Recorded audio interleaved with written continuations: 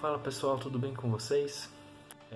Para quem não me conhece, eu sou o Laudelino, líder de adolescentes da Primeira Igreja Batista em Jaguariúna e gentilmente convidado pela Jubacard, queria conversar um pouquinho com você em relação à família e conflitos em relação a esses tempos de pandemia.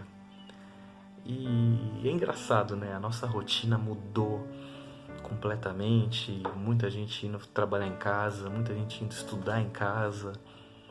E como isso tem trazido até de uma certa forma, não nos primeiros dias, mas com o passar do tempo, um certo desconforto dentro dos lares.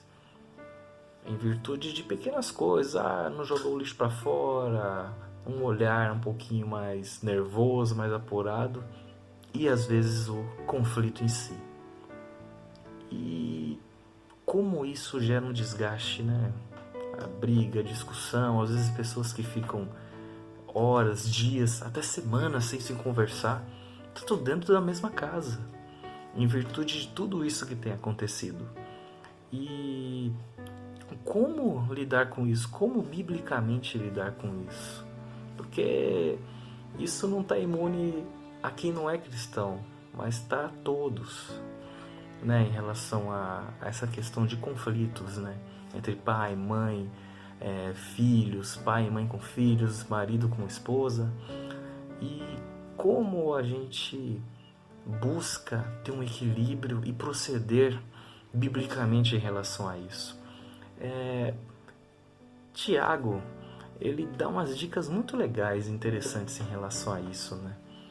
Ele fala que a gente tem que ser pronto a ouvir, tardio para falar e tardio para se irar, pois a ira do homem não provém justiça de Deus. Isso está lá em Tiago 1, 19 e 20.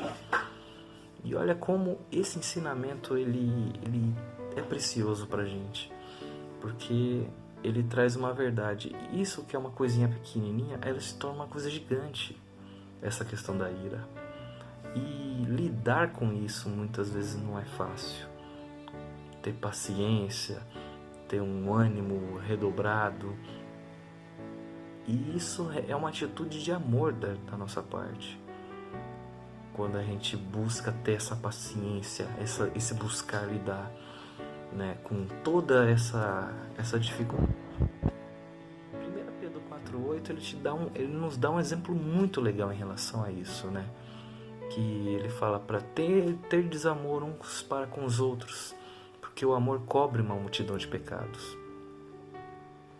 Ou seja, você tem falhas, eu também tenho falhas, e você tem que se pôr no lugar do outro, da limitação do outro, e saber que em relação a esse amor que você tem pela pessoa, você consegue colocar o amor por cima dessas limitações e ter paciência de lidar, às vezes esperar o tempo certo de falar as coisas.